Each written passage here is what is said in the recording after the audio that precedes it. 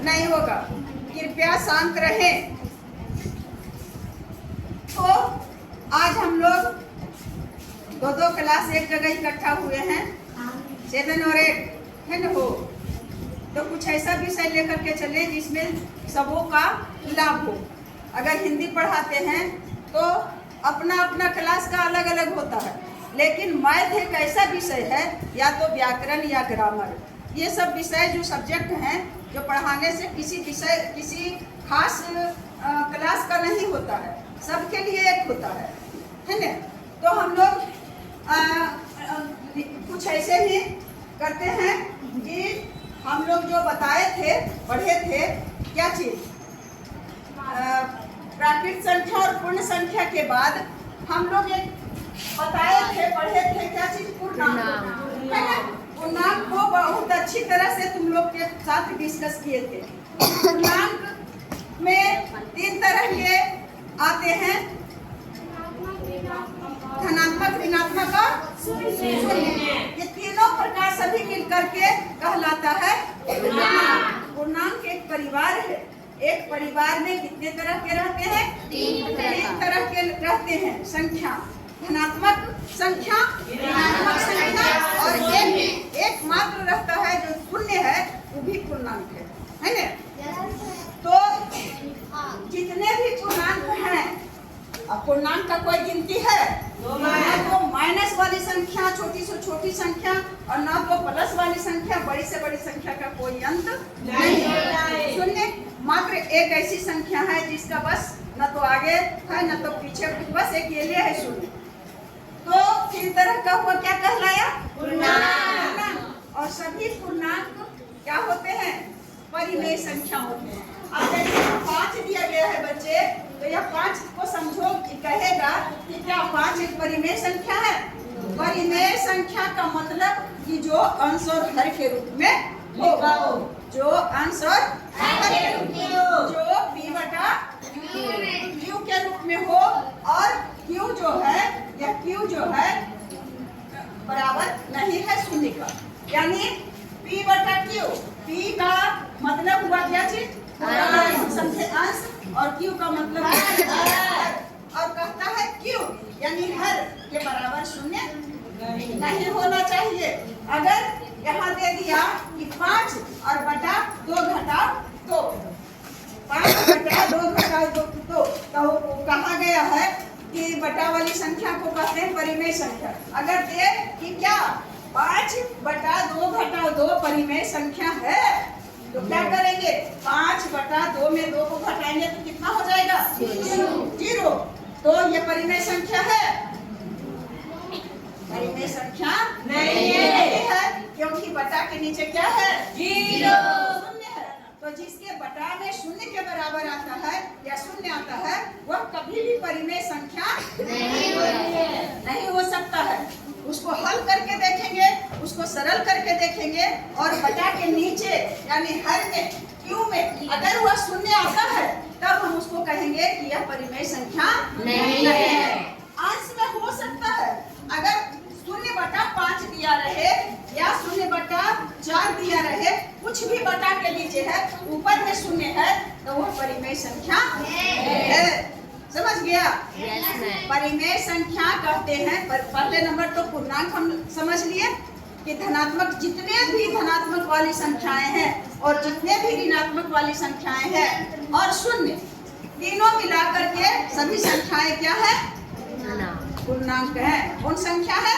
और पूर्णांक है। और सभी पूर्णांक संख्याएं एक परिमेय संख्या होता है। आप कहोगे कि बटा के रूप में जब रहेगा तभी ना परिमेय संख्या, p बटा q के रूप में, p बटा q के रूप में, तो 2/3 यह परिमेय संख्या है, क्योंकि 2/3 ये 2 है p और 3 है q। 3 के जगह शून्य नहीं है हो, तो यह परिमेय संख्या है। अगर 15/4 है तो ये भी परिमेय संख्या है, क्योंकि अंश जो है p जो है 15 है और 4 है, क्या है? q है, और q शून्य के बराबर तो है नहीं, 4 है। 4 और शून्य में अंतर होता है, बस मात्र एक शून्य नहीं होना चाहिए। बटा के नीचे क्या नहीं होना चाहिए? शून्य नहीं होना चाहिए। अगर बटा के नीचे ये हम लोग पूरा ग्रामीण भाषा में हो गया कि बटा के नीचे उसको क्या कहेंगे? यदि हर नीचे वाला को क्या कहते हैं? बटा के नीचे वाली संख्या को और बटा के ऊपर वाली संख्या को और इन दोनों अंश और हर के बीच में जो मोटी रेखी होता है इसका क्या नाम है? बटा। तो हर कभी शून्य के बराबर नहीं होना चाहिए, उसे ही कहते हैं परिमेय संख्या। और ऋणात्मक, पूर्णांक और धनात्मक। अब पूर्णांक में 3 तरह के संख्या, पूर्णांक में कौन कई तरह के संख्या? 3 तरह के। अगर यह 5 है तो इसको कहेगा कि कौन पूर्णांक है? तो हम कहेंगे यह धनात्मक पूर्णांक है। क्या कहेंगे बेटे? ये धनात्मक पूर्णांक है। और अगर -13 है तो यह क्या कहेंगे? ये ऋणात्मक पूर्णांक है। और अगर आगे अशुभ तो कौन पूर्णांक है?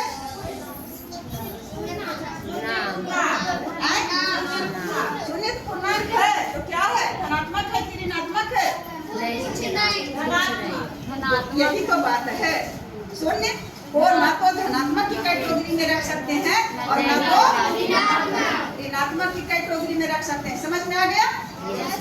और पहचान क्या है कि यदि संख्या के पहले माइनस का चिन्ह लगा रहता है, यानी ये यही ना माइनस है वो, तो उसे कौन संख्या का कौन सा पूर्णांक कहते हैं? ऋणात्मक पूर्णांक। संख्या जो है वही संख्या या उसको पूर्णांक कहिए तो ऋणात्मक पूर्णांक। और जिस संख्या के पहले लगा हुआ रहता है प्लस का चिन्ह, प्लस का रहे या प्लस नहीं भी रहे तो उसको क्या कहते हैं? ऋणात्मक पूर्णांक। और शून्य को क्या कहते हैं? शून्य ऐसा पूर्णांक है, शून्य एक ऐसा पूर्णांक है जो ना तो धनात्मक है हो गया आप लोग को? इसमें समझने में कोई सस्पिशन नहीं है। तो यही हम लोग को थोड़ा सा करेंगे माइनस और प्लस यानी ऋणात्मक पूर्णांक और धनात्मक पूर्णांक में यदि गुणा किया जाए, यदि भाग दिया जाए तो उसका भागफल, उसका गुणनफल, उसका योगफल, उसका अंतरफल क्या आता है। तो मैं तुम्हारे बुक से ही, सिलेबस से ही मैं थोड़ा सा ली हूँ कि अगर दिया गया बच्चा -20 क्या है बच्चे? -20 में अगर 5 से भाग दिया जाए तो पहले देखो -20 कौन पूर्णांक? और जिसमें भाग देंगे यह ऋणात्मक पूर्णांक और जिससे भाग देंगे इसको अगर -20 और बटा 5 भी लिखते हैं तो कोई गलत नहीं करते हैं, क्योंकि भाग ही बटा है। बटा को भाग लिख सकते हो और भाग को बटा लिख सकते हो, कुछ भी लिख सकते हैं। हालांकि लिखने के लिए नहीं जा रहे हैं लेकिन हम लिख सकते हैं, दोनों का परिणाम एक ही होगा, है ना? तो अब बात है कि क्या करना है, इसको डिवाइड करना है, भाग देना है। तो भाग दे तो कैसे? एक धनात्मक पूर्णांक है और एक ऋणात्मक पूर्णांक है। अब देखो यही ना भाग है, ऐसे ही ना हम लोग भाग सीखे हैं। तो इस तरह से भाग सीखे हैं तो पहले नंबर ये बात जान लो। एक चैप्टर को पढ़ने के लिए अगर उसके तह में जाएं तो कितना बात जानने को मिलेगा, इसका कोई नहीं है। अब भाग देना है तो भाग देना है ऋणात्मक पूर्णांक में धनात्मक पूर्णांक से, ऐसा भाग देना है। तो वैसी संख्या जिससे भाग देते हैं, वैसी संख्या जिससे भाग देते हैं उसे क्या कहते हैं? उसको क्या कहते हैं? भाजक। और वैसी संख्या जिसमें भाग देते हैं उसे क्या कहते हैं? उसे कहते हैं भाजक। हम लोग भाजक समझ गए और भाजक समझ गए, यानी -20 क्या है? क्या है? भाज्य है। और 5 क्या है? याद कर लेना कि जिससे हम भाग, जिससे और जिसमें दो सब, जिससे भाग देते हैं उसको कहते हैं भाजक। उसको क्या कहते हैं? भाजक। और जिसमें भाग देते हैं क्या कहते हैं? और कितना परिणाम आता है भाग दे करके, यानी 5 चौके पहले नंबर यह धनात्मक और ऋणात्मक पूर्णांक दोनों पूर्णांक ही लगाए हैं। बंटवारा है धनात्मक और ऋणात्मक पूर्णांक, सिर्फ धनात्मक धनात्मक में रहता तब तो 5 हो के 20 कर देते। लेकिन पहले नंबर के हम उसके पहले जो चिन्ह है उसका हम भाग देंगे। तो 5 के पहले कौन सा चिन्ह है बेटे? धनात्मक चिन्ह क्या होता है?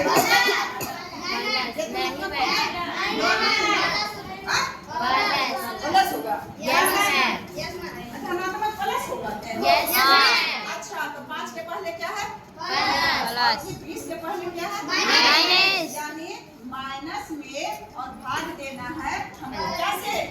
प्लस से। तो तुम लोग को लिखाए माइनस में यदि भाग देंगे प्लस से तो भागफल हमें प्राप्त होगा माइनस। इसमें कोई सस्पिशन, कोई कंफ्यूजन? दे दिए, भाग दे दिए, भाग दे चुके, चिन्ह का भाग दे दिए। अब चिन्ह से हमें कोई मतलब नहीं है। अब नहीं है तो अब तो संख्या हो गया स्वतंत्र। अब 20 में 5 से भाग देंगे 20। तो ये जो आया -4, क्या आया? -4। ये इसको क्या कहेंगे? तो कितने बात जाने? भाग देने में भाज्य को जाने, भाजक को पकड़े भागफल। वैसी संख्या जिसमें भाग दिया जाता है उसे भाज्य कहते हैं। वैसी संख्या जिससे भाग दिया जाता है उसे भाजक। वह संख्या जो भाग देकर के परिणाम आता है भागफल। और यदि भागफल से संख्या जो है बच जाता है, अगर यहाँ बच जाता, यहाँ नहीं बचा तो नहीं बचा, शून्य बचा। और अगर बच जाता कुछ, कोई जरूरी है कि कट ही जाता है? तो शून्य आता तब उसका कोई किस्से नहीं है। अगर बच जाता तो उसको कहते या तो शेषफल। आ गई बात समझ में? कोई दिक्कत? तो इसका परिणाम भागफल कितना होगा बच्चे? -4। अभी भी माइनस और प्लस को मिला करके और भाग देने के लिए दिया जाएगा।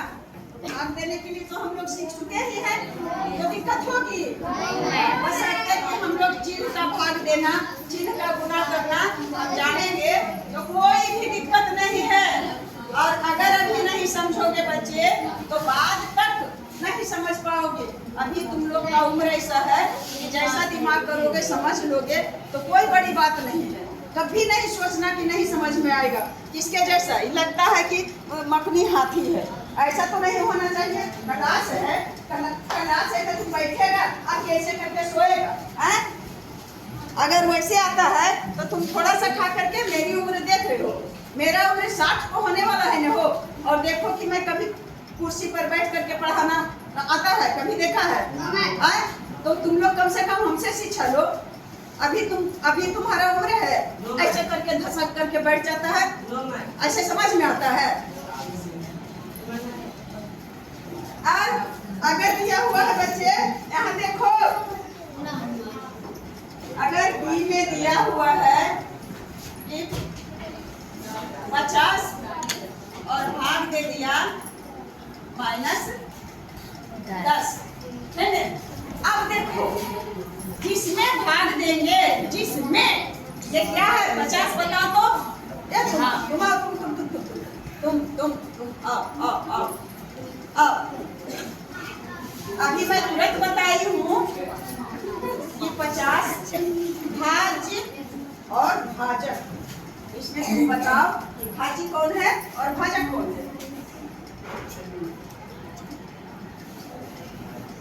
भाजक यानी जिसमें भाग देते हैं उसे भाज्य कहते हैं, और जिससे भाग देते हैं उसे भाजक कहते हैं। इतना कहने पर बेटा अगर नहीं समझ में आता है, भाजक भी है। हाँ, भाजक ये है और भाज्य।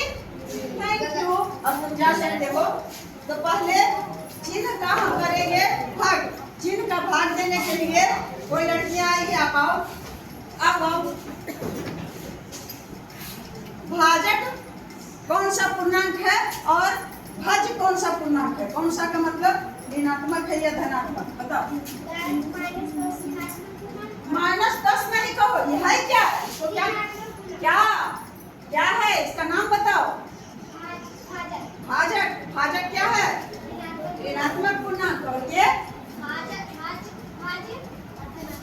हाँ भाज्य धनात्मक। तो अब इसको देखो, इसको ये धनात्मक है, यहाँ धनात्मक करो और भाग का चिन्ह दो और ये ऋणात्मक करो। दिखाई दे रहा है तो दिखाई दे रहा है। ठीक है, बहुत अच्छी बात है। ऐसा लिखें कि पूरे क्लास को कम से कम दिखाया जाएंगे। क्या है, कौन है बच्चा बताओ तो? कैसा पूर्णांक है? धनात्मक पूर्णांक में और भाग ले रहे ऋणात्मक पूर्णांक से।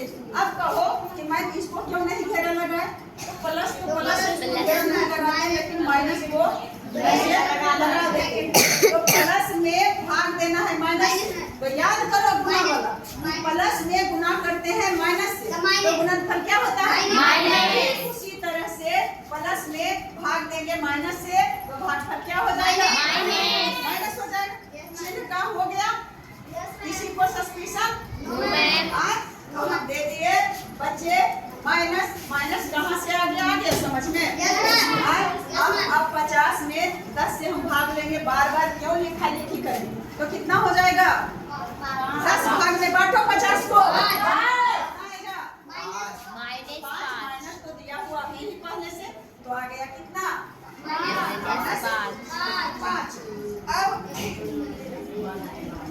तीसरा सी है कि मान लिया कि दिया रहे -49 में भाग देना है 49 से। क्या देना है? 49 रहे, 29 रहे, ऋण संख्या रहे, भाज्य रहे, अभाज्य रहे, यौगिक रहे या कोई संख्या रहे, उससे हम लोग को कोई मतलब नहीं है। पहले देखो कि जो भाज्य है कौन सा पूर्णांक है? ऋणात्मक पूर्णांक में माइनस, और जिससे भाग देंगे यानी भाजक कौन सा पूर्णांक है? पूर्णांक। और दोनों में क्या देना है? गुना देना है, भाग देना है। तो अब याद करो कि निकाय हुआ जरूर किया होगा कि माइनस में गुना करते हैं प्लस से, तो गुणनफल क्या होता है? माइनस। ठीक वही प्रक्रिया इसमें है कि माइनस में भाग देंगे प्लस से, तो भागफल क्या होगा? माइनस। सबसे पहले यहाँ लिखिए क्या चीज? माइनस। और खुद से अगर कोई भी संख्या रहे और खुद से ही भाग देना है, पहले तो चिन्ह से अब कोई मतलब ही नहीं, क्योंकि चिन्ह का हम लोग क्या कर दिए? उसका कर दिए, हिसाब किताब लगा दिए। अब संख्या बचा है 49 और 49 में भाग देंगे 49 से, तो भागफल कितना आएगा? 1। जो संख्या दी गई है और खुद उसी संख्या से यदि भाग दिया जाए, तो चाहे कोई संख्या रहे उसका भागफल क्या आएगा? 1। तो इसका आंसर कितना आएगा? -1। अब आंसर पूछ रहे हैं तो कितना आया? -1। अब डी में दिया है बच्चे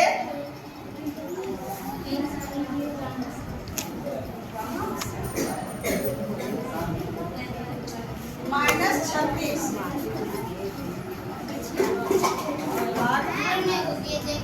माइनस। इधर देखो ध्यान से,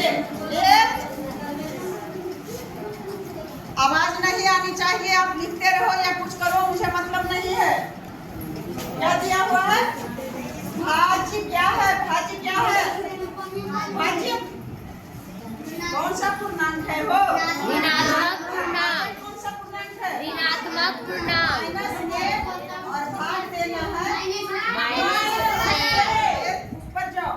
माइनस में गुना करेंगे माइनस से, तो माइनस गुना फिर वही बात इसमें है, वही तो है कि माइनस में भाग देंगे माइनस से, तो क्या हो जाएगा? तो याद रखो कि क्या हो जाता है? माइनस में भाग देंगे माइनस से, तो क्या हो जाएगा? तो हम लोग ज्यादा गला फाड़ करके नहीं बोले, ऐसा मधुर वाणी में बोले, और ज्यादा हम खूब देखते हैं। ये चुटिया वाला नहीं, हम ढेर मार छटकावे वाला के देखे हैं, समझे? क्या हो गया बच्चे? प्लस। और 36 में 9 से भाग दे देंगे 4। 9 हो गया 4 आया सर, या तो 4 हम 4 भी लिख सकते हैं, या तो प्लस 4 भी लिख सकते हैं।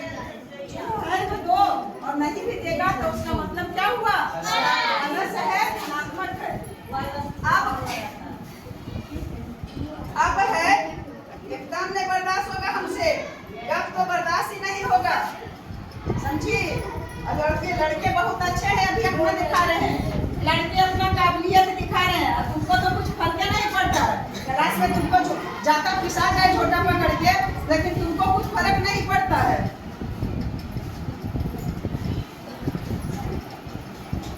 मैं आई थी और यहाँ पर बैठ करके भी अपना समय पूरा करके चल जाती तो क्या होता, कुछ होता हो?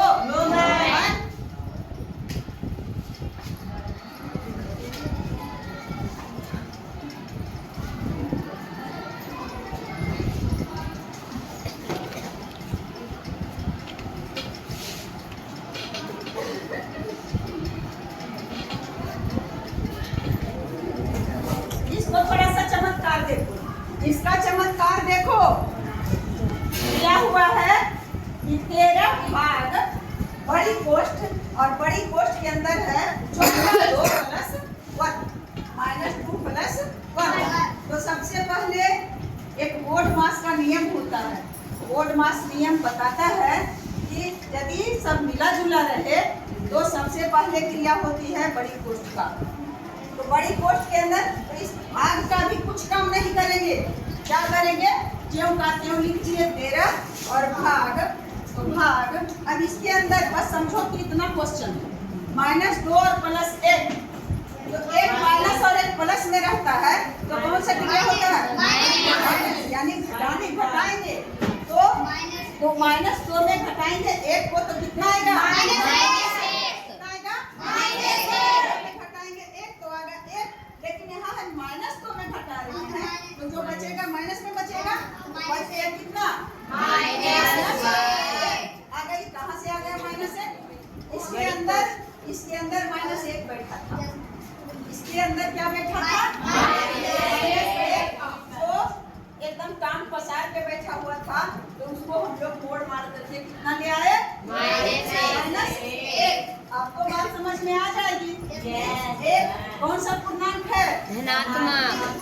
वही तो है भाज्य। हर भाजन में चाहे भाज्य धनात्मक और भाज्य ऋणात्मक रहे, या तो भाज्य धनात्मक और भाज्य ऋणात्मक रहे, दोनों में से कोई एक धनात्मक और एक ऋणात्मक रहेगा, तो उसका भागफल क्या आ जाएगा बेटे?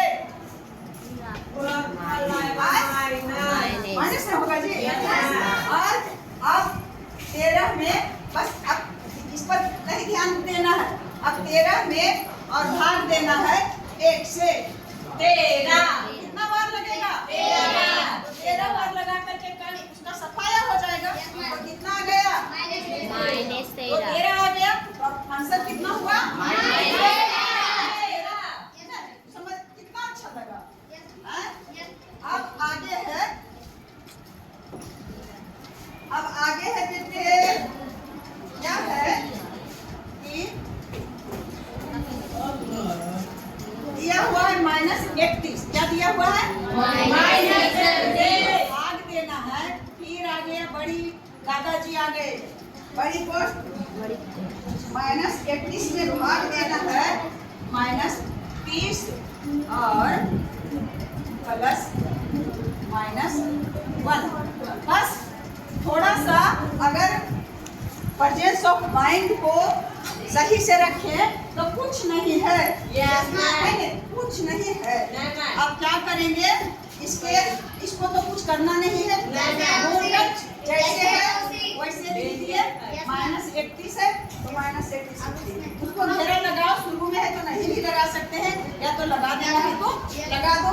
और भाग देना है। अब देखो -30 में और +1, एक माइनस। अब इसको देखो, यहाँ ध्यान दो, बड़ी कोष्ठ यहाँ पर थोड़ा सा संशय आ गया, ठीक है?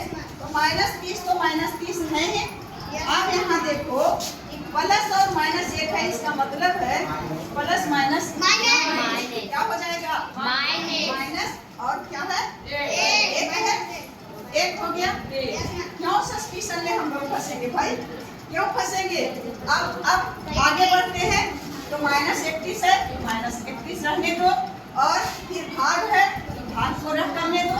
ऐसा बात नहीं है कि सबसे पहले क्रिया भाग को करते, लेकिन कोष्ठक के अंदर अगर जोड़ भी है घटाव भी है तो पहले कोष्ठक को हमको समाप्त करना है।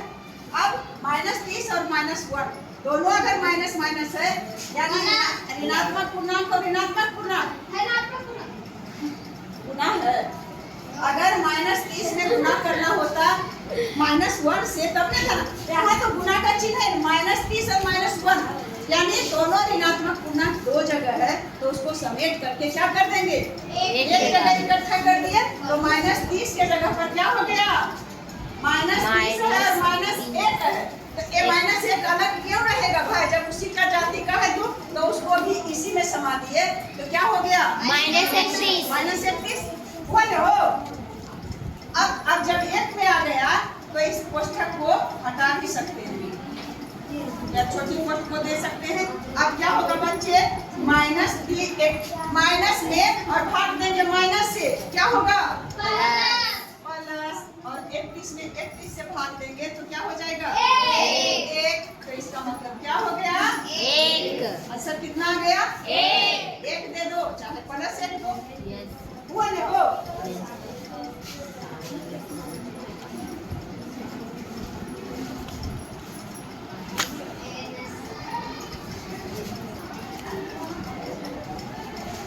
अब एक और अटका है, इसमें दे देते हैं।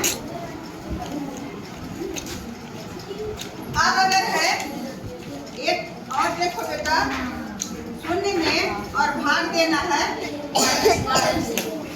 ध्यान से देखो, 0 में भाग देना है -12 से। तो पहले नंबर तो जो है न तो धनात्मक है न तो ऋणात्मक है ना, लेकिन 0 में चाहे ऋणात्मक पूर्णांक से भाग दो या धनात्मक पूर्णांक से भाग दो या खुद 0 से ही दो, धनात्मक पूर्णांक से दो या ऋणात्मक पूर्णांक से दो या खुद 0 से ही दो। इन्हें तरह के पूर्णांक होते हैं और ये 0 है। 0 में चाहे धनात्मक पूर्णांक से भाग दो, कोई भी धनात्मक पूर्णांक, कोई भी ऋणात्मक पूर्णांक या 0, तो उसका भागफल हमें प्राप्त होता है 0। उसका भागफल क्या प्राप्त होता है, इसलिए ना तो हम गुना भाग करेंगे माइनस को लेकर के सब्स्टिट्यूशन में पढ़ेंगे और ना तो प्लस के लेकर के सब्स्टिट्यूशन में पढ़ेंगे। तो इसका आंसर क्या हो गया बच्चे 0 में भागा देना है -12। अगर 0 में भाग देना होता +12 से तो भी 0 ही आता। अगर 0 में भाग देना होता 100 से तो 0 ही आता। अगर 0 में भाग देना होता -500 से तो 0 ही होगा। और अगर 0 में भागा देना होता 0 से तो 0 ही होता। तो अब हम लोग लगभग समझ चुके हैं कि कैसे होगा। अगर एक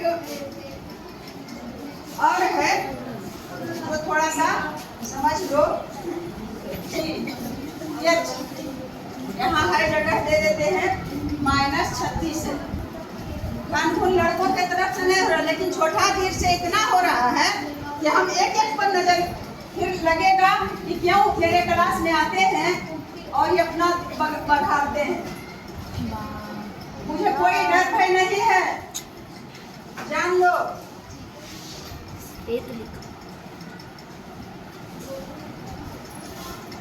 क्वेश्चन को ध्यान से देखो। पहले भाजक जो है इसके अंदर भाग देना है ना।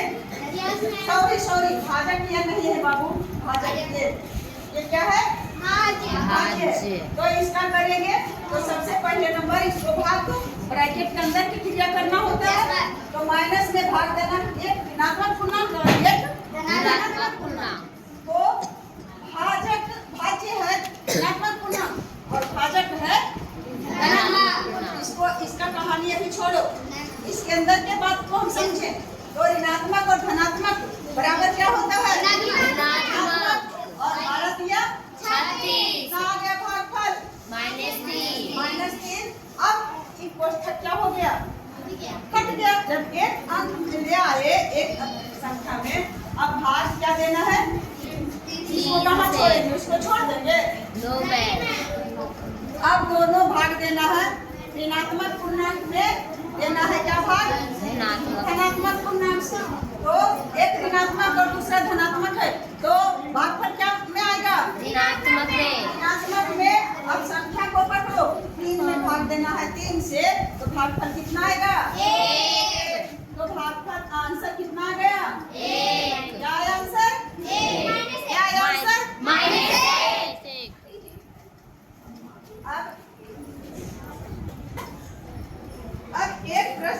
है, इसको ध्यान से देख लो और उसके बाद देखो -6 + 5 अब भाग दोनों तरफ कोष्टक दिया हुआ है बेटे -2 सूत्र को मन कर